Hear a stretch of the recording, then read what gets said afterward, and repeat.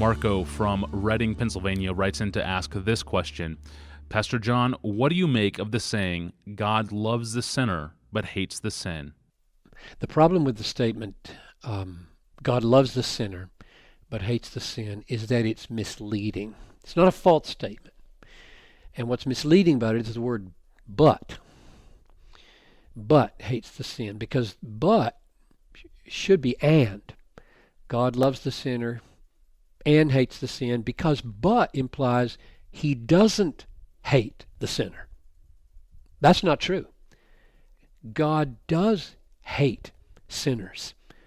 Psalm 5 verse 4, you are not a God who delights in wickedness. Evil may not dwell with you. The boastful shall not stand before your eyes. You hate all evildoers. Or Psalm 11 verse 5, the Lord tests the righteous, but his soul hates the wicked and the one who loves violence. So it's just not true to give the impression that God doesn't hate sinners by saying he loves the sinner and hates the sin. He does hate sinners. His wrath is real. It's not something he pours out on people he approves of. This infinite disapproval is what the Bible means when it says God hates sinners. He infinitely disapproves of them. Sin is not sinful except as committed by sinful hearts. Sin is an expression of anti-God human corruption, human hearts. Sinful volitions are owing to sinful hearts. Sin doesn't just hang out there with its own existence. It is in hearts, or it's nothing. Sins do not suffer in hell. Sinners suffer in hell. I wonder what people who say that believe about hell, because he's not punishing sin in hell. He's punishing sinners in hell. He hates, and now here's the paradox, and he loves at the same time. For God so loved the world that he hates. Hate and love are simultaneous as God looks upon hateful, rebellious, corrupt, loathsome, wicked, God dishonoring sinners. Now, here's the distinctions we need to make. This is just so crucial. I hope people will listen carefully. Hate and love both have two meanings each.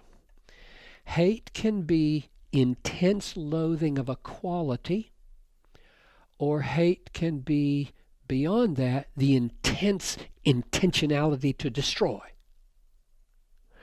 Love, similarly, can be an intense delighting in a quality, and it can be an intense intentionality to bless, even in spite of the presence of some unsavory quality.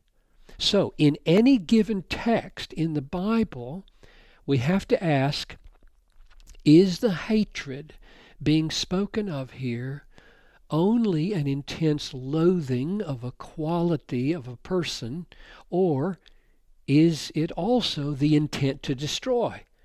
And it's different.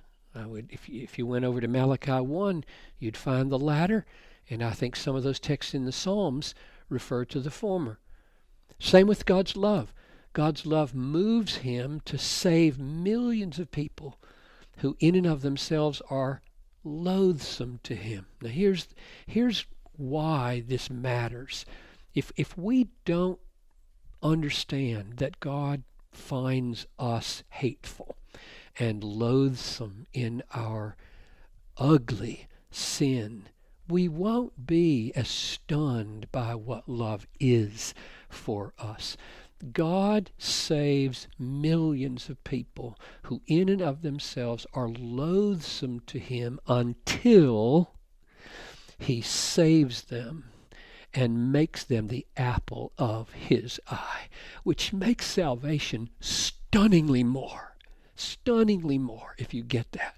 that God comes to us not in our attractiveness, like, oh, I really love this person and just hate their sin. No, he finds me reprehensible because of my rebellion, just like we find certain wicked people reprehensible because of their sin.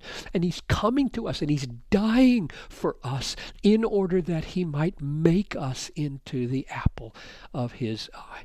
So God can love us with the intent to save us even while he's hating God-despising rebels like us. And then when he saves us, he transforms us so that now he not only loves us with the intent to bless us forever, but he loves us with an ever-increasing delight, I think, in helping us make much of him.